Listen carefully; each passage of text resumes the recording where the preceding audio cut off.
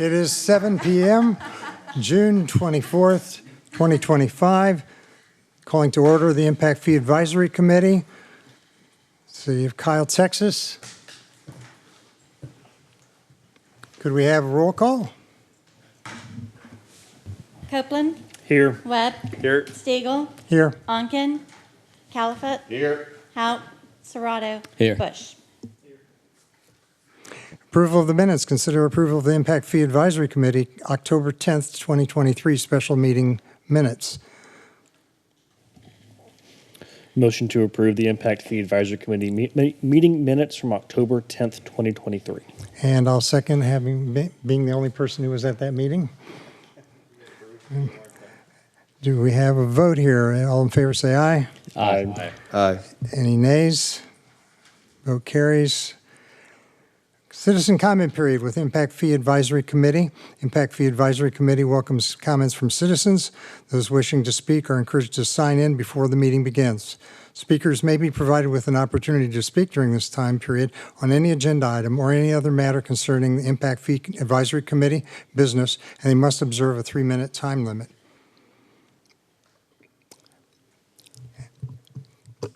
Anyone coming forward for comments? Comments period are closed.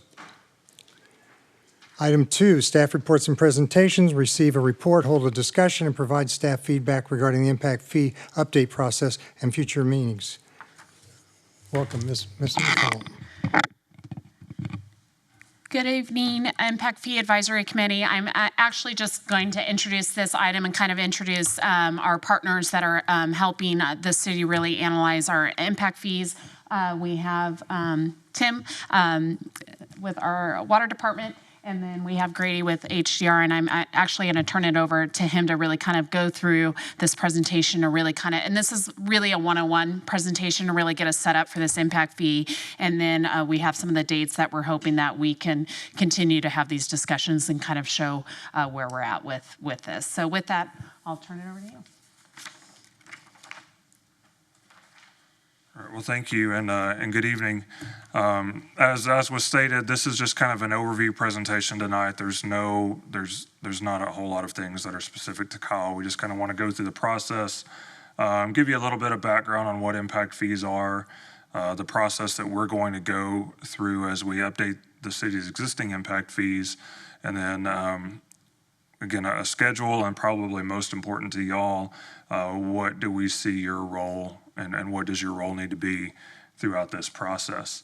So quite simply stated, an impact fee, it's just a one-time payment that's levied to new development.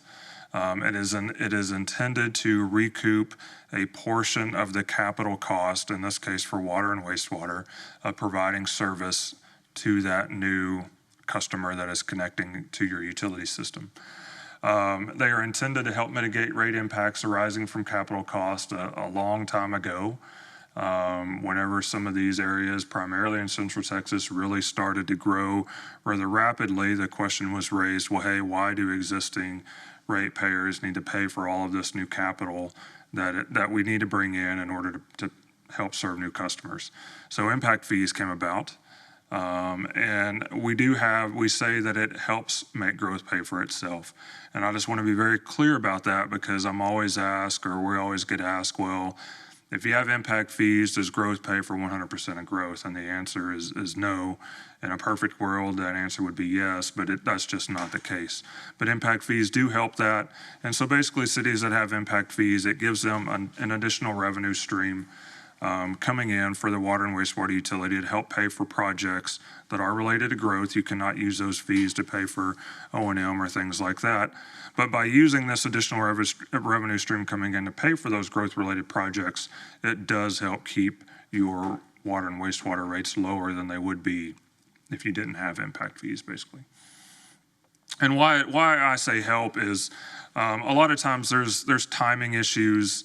Obviously, you're basically upfronting the cost for a lot of these projects, but you typically don't collect impact fees until time of connection. And so a lot of times there's a lag between money kind of going out the door and then a lot of that money coming back in. If you are interested in reading everything about impact fees, or if you have a hard time going to sleep, You can pull up Chapter 395 and read through that. That's where impact fees are codified in the Texas Government Code. And again, this is just kind of the definition straight out of the code, and it basically just means a charge or assessment imposed by a political subdivision against new development in order to generate revenue for funding or recouping the cost of capital improvements or facility expansions necessitated by and attributable to that new development. And we've kind of covered a lot of this already, but again, these kind of came about because there was this underlying issue of who's going to pay for all this additional utility capacity that's just related to growth. And again, by having impact fees, you're basically trying to share that cost against that new development and your ratepayers, both your existing ratepayers and these new ratepayers that are connecting to your system. There are several benefits to impact fees, and again, we have had at times whenever growth was just hand over fist. Sometimes without this additional revenue stream coming in, we had some utilities that just weren't able to keep up. And so again, by providing this additional revenue stream, it does help make sure that capacity is available as it's needed for these fast, rapidly growing communities and trying to stay ahead of that growth. The city last updated their impact fees in 2023. So the city's current impact fees are $6,169 per LUE for water and $6,345 per LUE for wastewater, for a total of $12,514. So an LUE, for those that don't know, stands for living unit equivalent. Impact fees are scaled basically based on meter size. So we use the American Water Works Association recommendations for scaling factors for meters. And so for the city of Kyle, we're defining one LUE as basically a 5/8 by 3/4 inch meter, and then the multipliers for impact fees scale up from there. So for example, if a development comes in and they put in a 2-inch meter, and I can't remember off the top of my head what the scaling factors are, but let's say that's 8. And so that 2-inch meter, that new connection, they would pay 8 times whatever the impact fee is per LUE. I will also say that the time that we updated these last in 2023, I don't remember exactly what the impact fees were before this update, but this was a rather substantial increase at that time. I want to say that the impact fees increased somewhere between $5,000 and $6,000 per LUE at that time.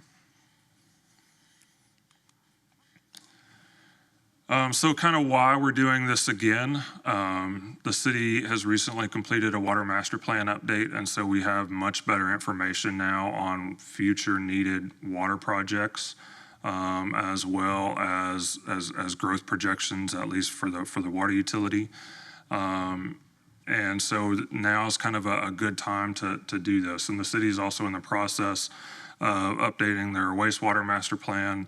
And it's my understanding that even though that plan is not complete, we do still at least have some CIP projects kind of rolling out of that process as well.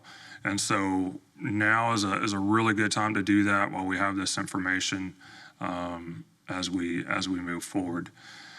We typically, I'm not going to spend a whole lot of time on this, but we typically try to design our fees and component pieces. So whenever we're actually done with this, you'll basically see an impact fee for different parts of both the water and wastewater system. And then we just add those up to get a total fee. And the only reason we do that is because Chapter 395 says that if a developer comes in and build something that is on your list of projects that you use to develop the CIP, the impact fees, then they are due a credit. And that's all that Chapter 395 says. It doesn't say how that credit is to be determined, and different cities do it different ways. So by kind of having component pieces, that at least gives a little bit of a starting credit or a start for kind of how the city would determine that credit. But that's just why we do that, and you'll see that whenever we kind of ultimately get there.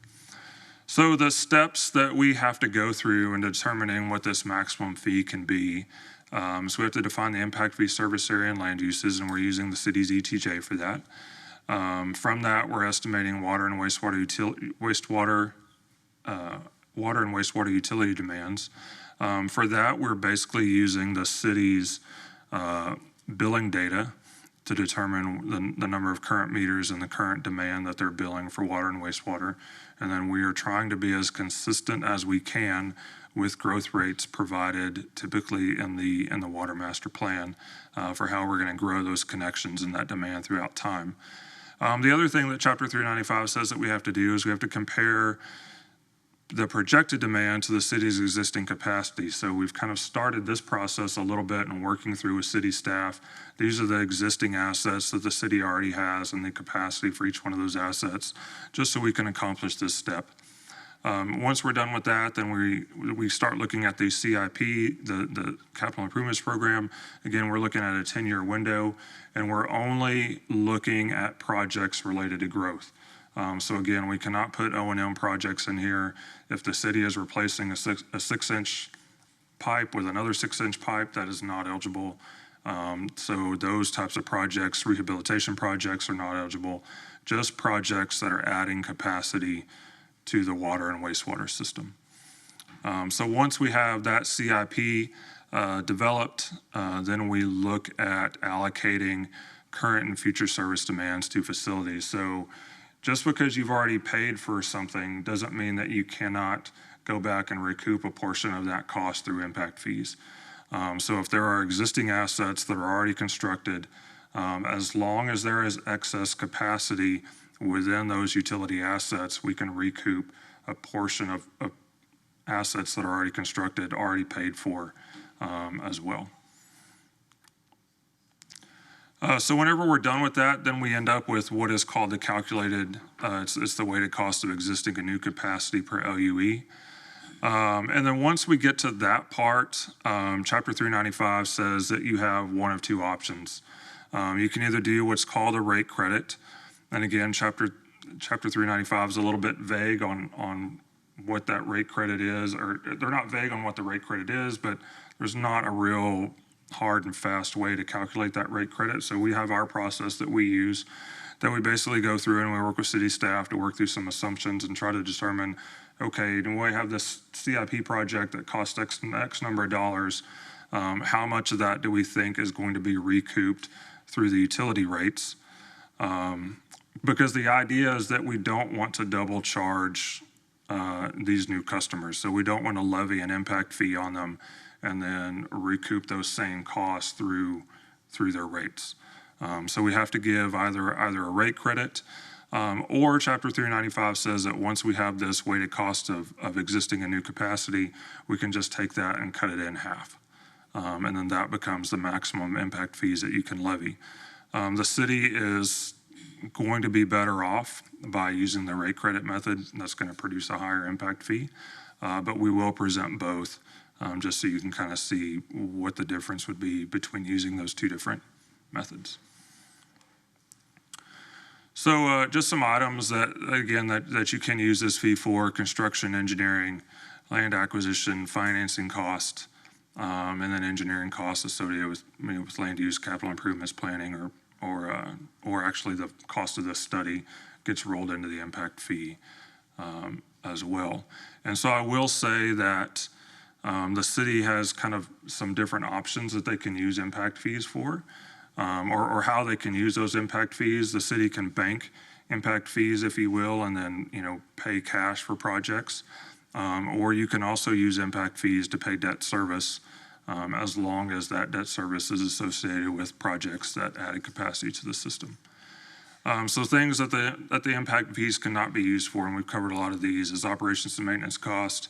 If we are making improvements that are associated with existing deficiencies, administrative cost of the city, non-impact fee, CIP debt service, and then just so everyone's aware, school districts are exempt unless agreed to via contract. And typically I've not seen school districts agree to pay impact fees through, but sometimes.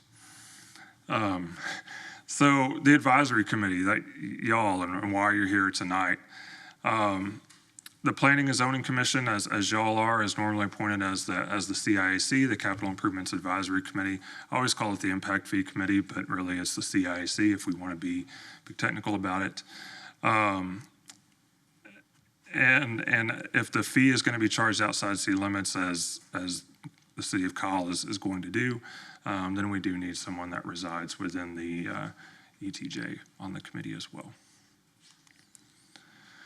So what is your role in all of this? I want to start out by saying that this committee serves in an advisory capacity only.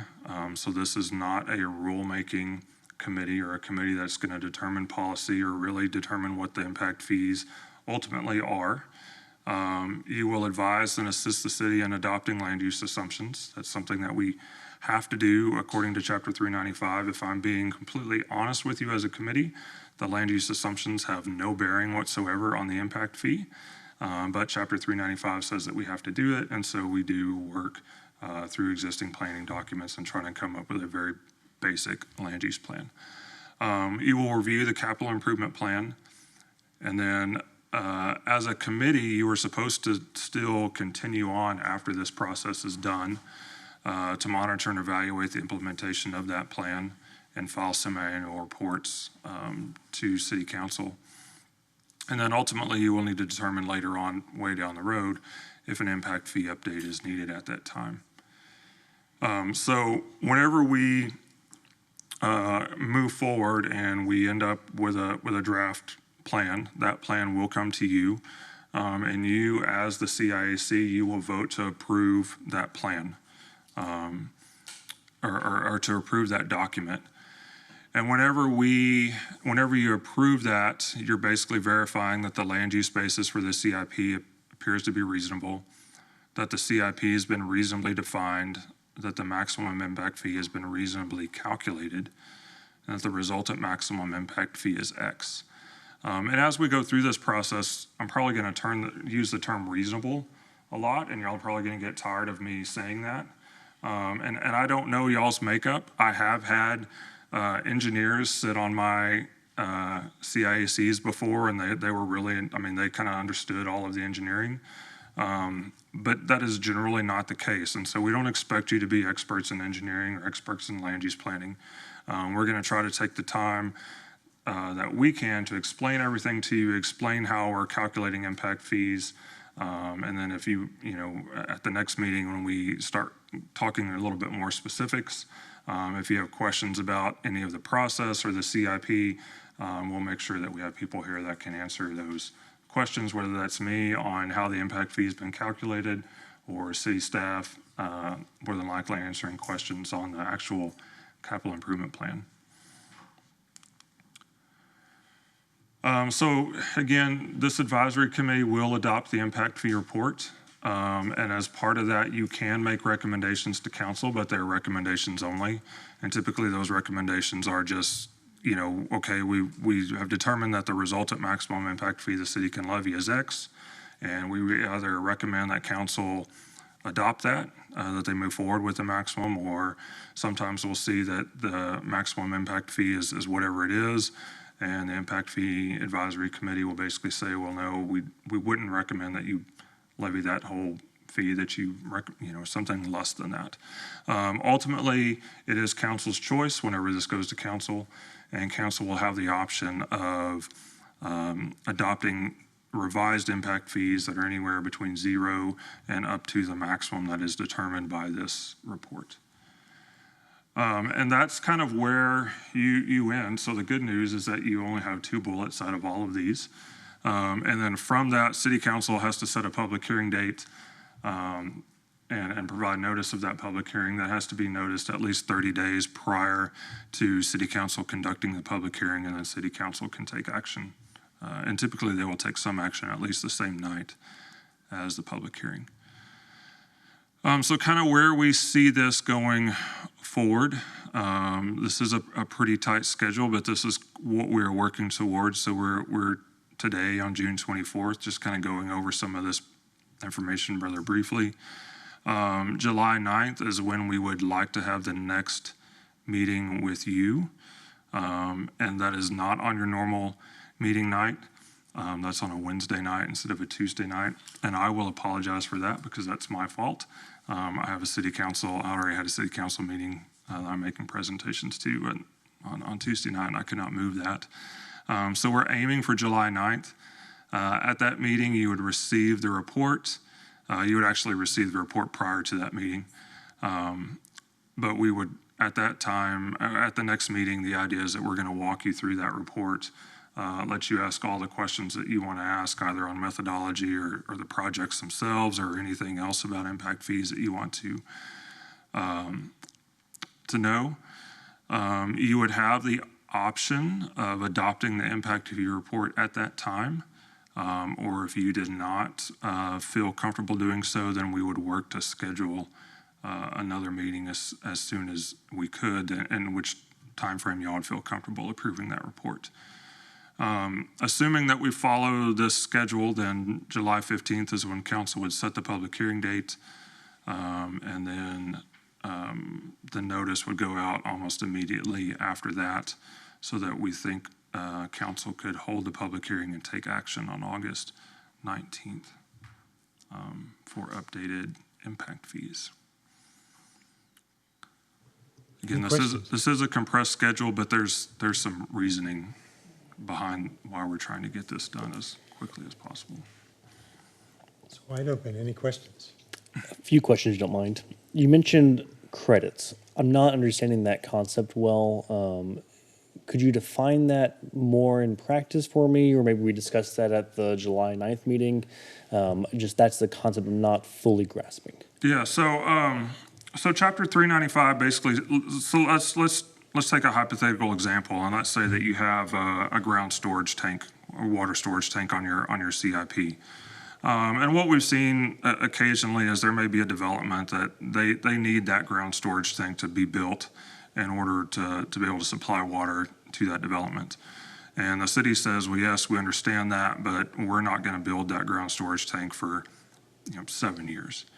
And the developers say, well, we're ready to go, we want to go, so we'll build the ground storage tank instead of the city. If the developer were to build that tank, assuming that tank was on your CIP list that you used to set up these impact fees, then you would have to reimburse or give a credit against the fee to that development that paid for that ground storage tank. Sometimes, I think the planners have called it like oversizing it, essentially like maybe what they needed, and then the city would kind of pay the difference or give them the credits, for the larger tank or the bigger structure than what they had originally as well. Yeah. So we kind of, planners are sometimes call it kind of oversizing too. So for example, if a project normally needed an 8-inch water line, for example, to provide fire flow, but boy, that CIP project really shows that we needed that 16-inch water line, and that was a couple of years out.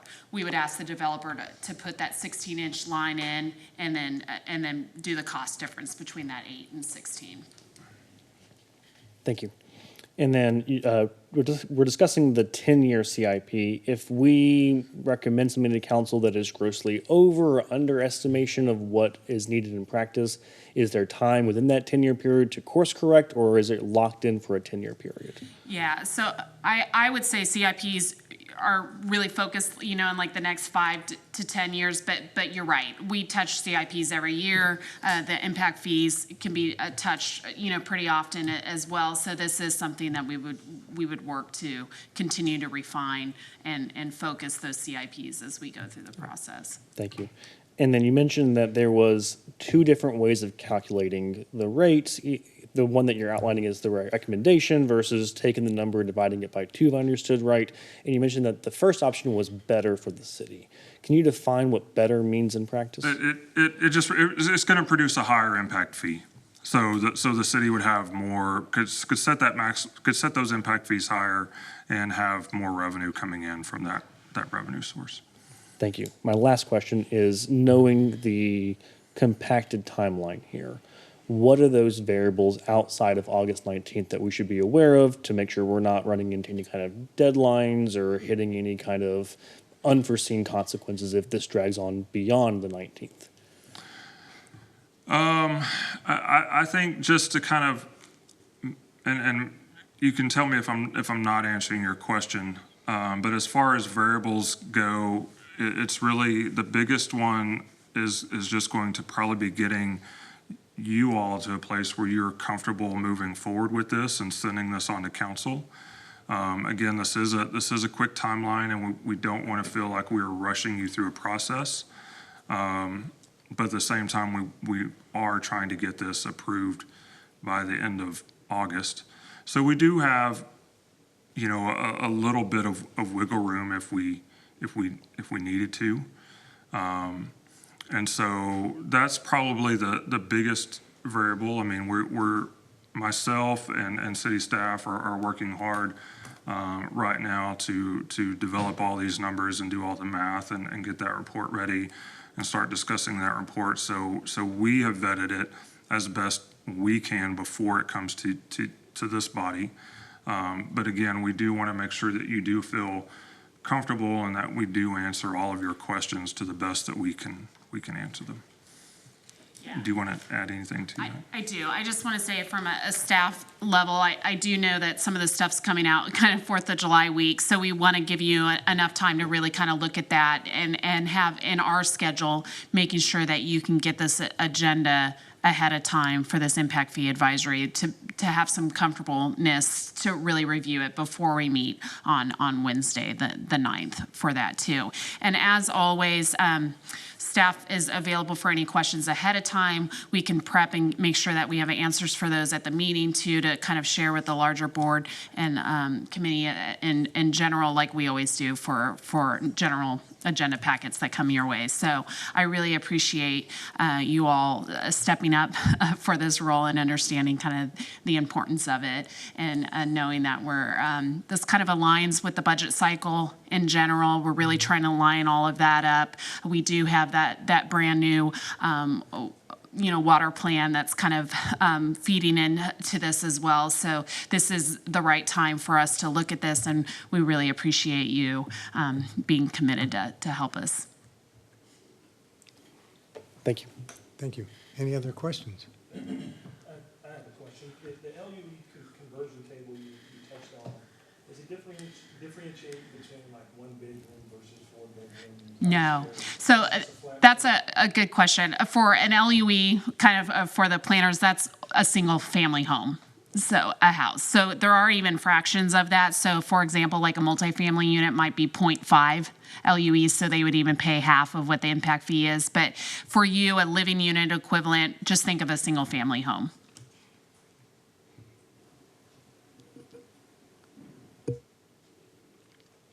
Other questions? Almost, but no. Almost, but no. I guess I have one. It's what about current impact fees? Is there a balance of unused impact fees currently? I'm just curious.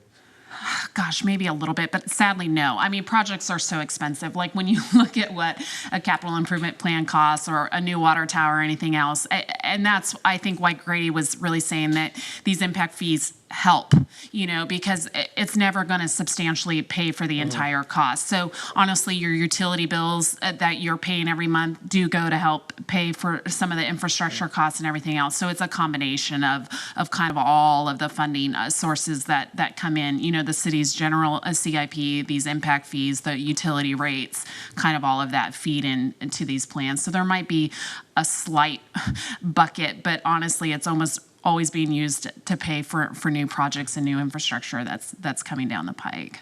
Gotcha. I had a question about, I probably got this wrong because I was trying to jot it down, probably didn't understand what I was hearing.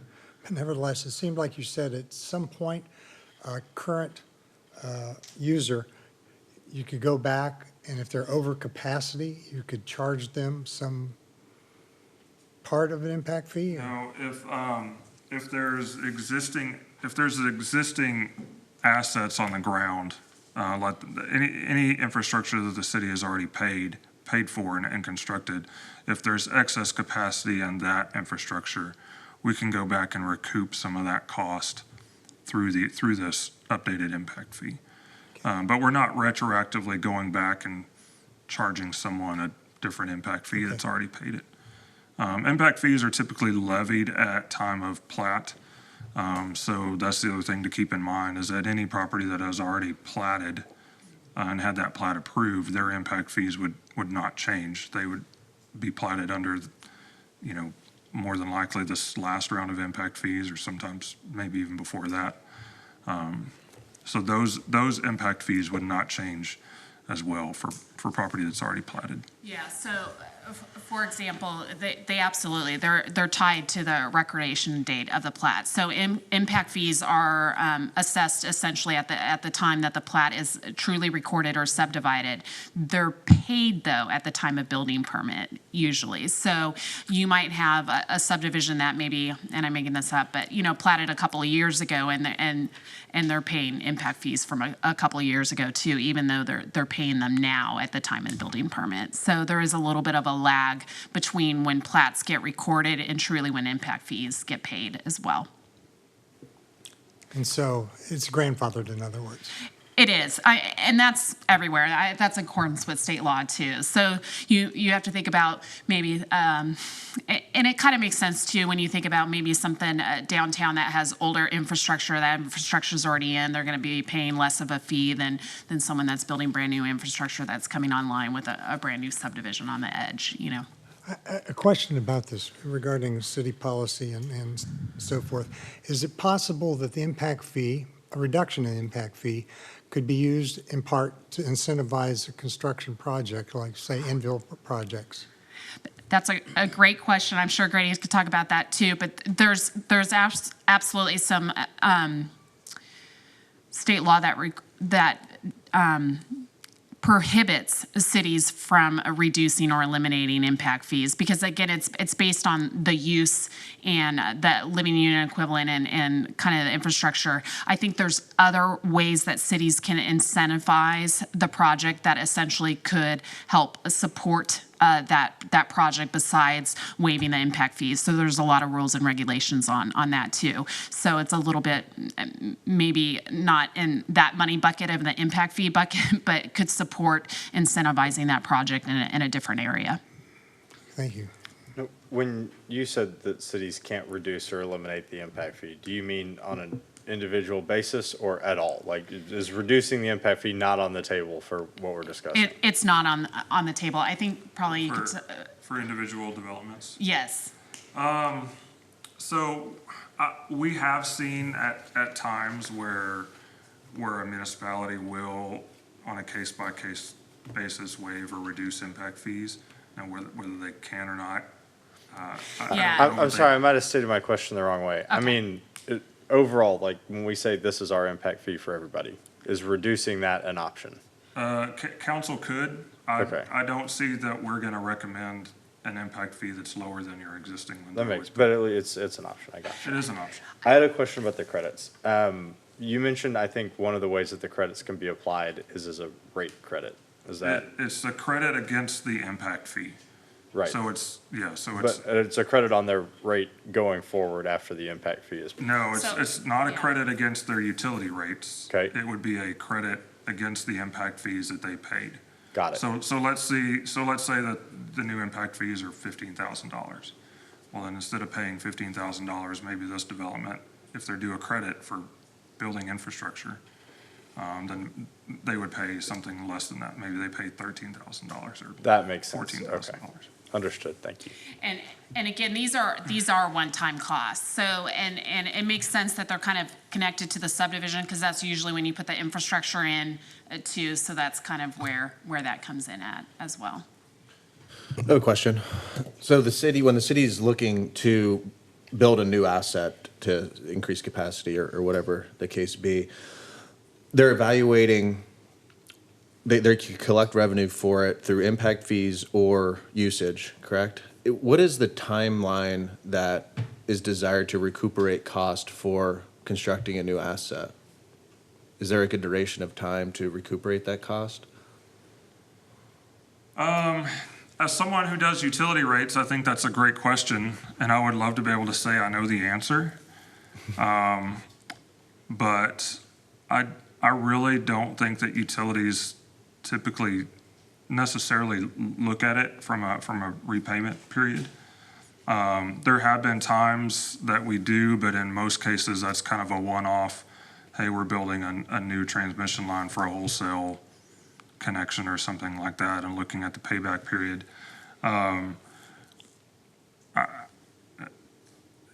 These projects, they get rolled, like we're saying, they get rolled into impact fees, they get rolled into rates. So it would be very hard to segregate all of that income coming in to determine exactly when you've paid off, if you will, that particular asset. So I don't know how to answer that question, but it's a great question. But that would be very hard to answer. And is scaling the fee off of LUEs the only option? I can think of if you have infrastructure needs that are close to existing infrastructure, that would be less of a cost than something that's further away from existing infrastructure.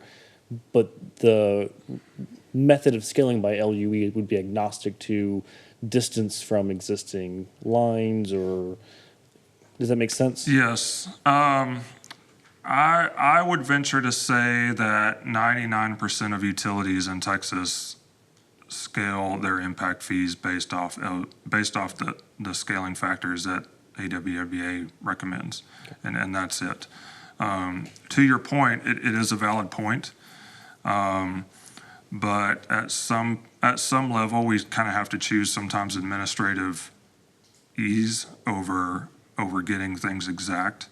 You can make the same argument on your utility rates that a customer that's closer to the water treatment plant, typically you can make an argument that their rate should be lower than someone that's 3 miles from the water treatment plant. But we typically have this sense that, for better or worse, we are a community. We're all in this together, and there are fairness and other goals that we're trying to come into play as well. Thank you. So I guess I have one last question. So there's 10 years to execute the CIP. In the event that doesn't happen, I'm assuming is there a refund to the developer, or I'm just curious. There are refund provisions in Chapter 395. Again, in my experience, I've never seen those triggered because the way most cities determine, and basically, I'm going to paraphrase, and I may get this a little wrong, but basically, it's the idea that if you don't spend the impact fees and the impact fee revenue that comes in, if you don't spend that in a certain time period, then there are some refund provisions that get triggered. As was stated earlier, typically as soon as impact fees come in, they may sit there for a year or two, and then they're going right back out the door. So most utilities, they're so focused, especially now since we've seen cost rise and cost of new water supplies rise and wastewater treatment plants rise, that we're seeing our utility bills increase substantially. Most cities are certainly trying to apply all of the impact fee revenue that they possibly can to try to keep that down. And so where I was going with that is most cities typically judge that if there is more money going out the door for these projects than what they're bringing in from impact fees, which is always going to be the case, that they have met that criteria of spending all of the impact fee money in a timely manner. So there's, like I said, I've never seen the refund provisions get triggered. Gotcha.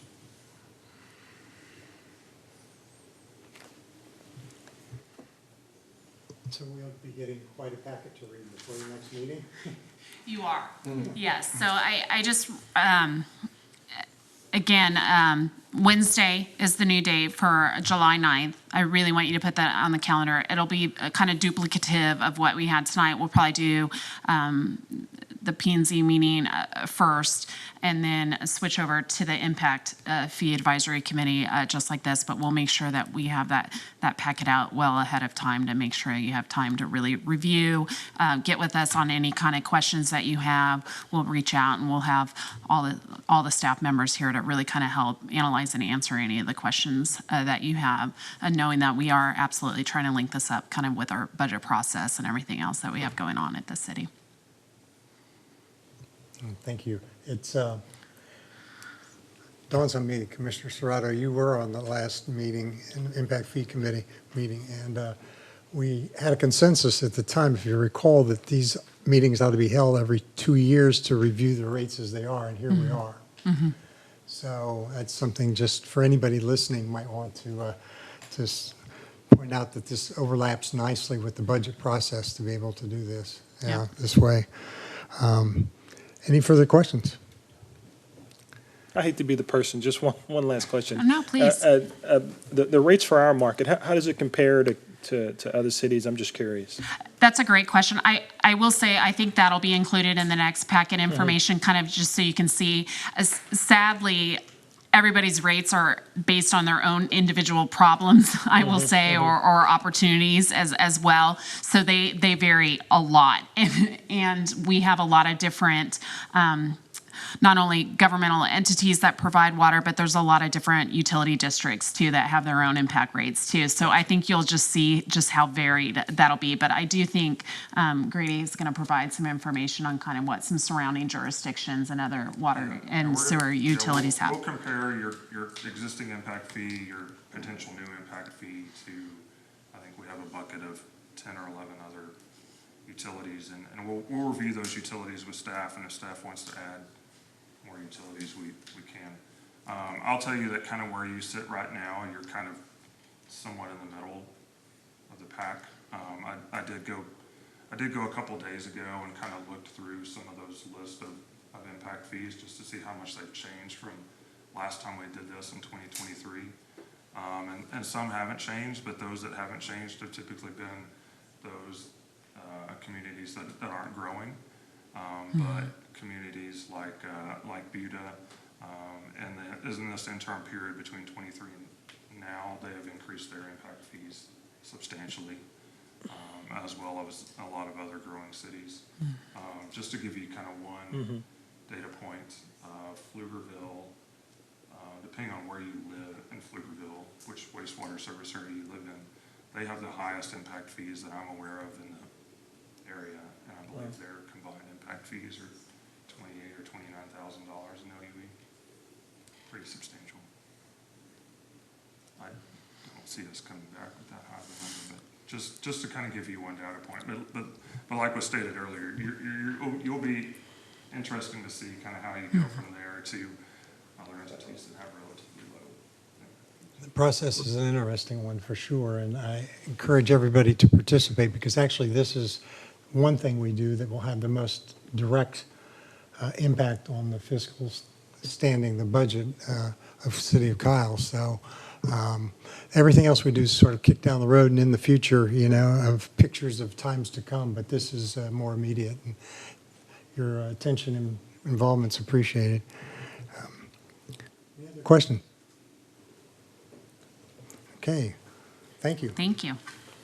We've reached the end of our formal agenda, nothing being left on the agenda to consider. The meeting is now adjourned.